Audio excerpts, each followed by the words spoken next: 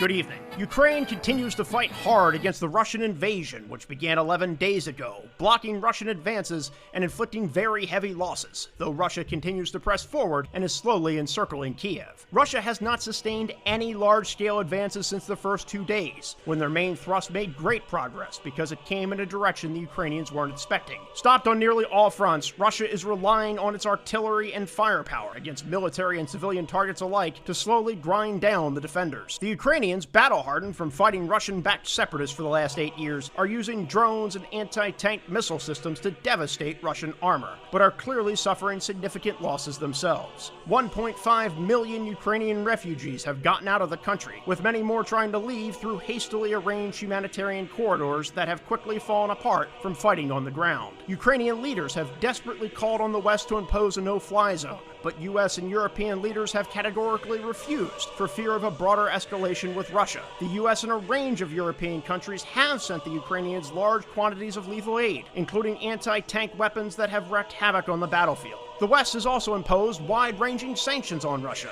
which will have a significant impact on the Russian economy, at least in the short term. But the country is no stranger to sanctions, and they will probably find a way to keep selling their highly sought-after raw resources. Russia passed a law that forced out most Western press outlets, and though fake information abounds from both sides, this war and President Putin still seem very popular in Russia. That is all for this evening. Thank you and have a good night.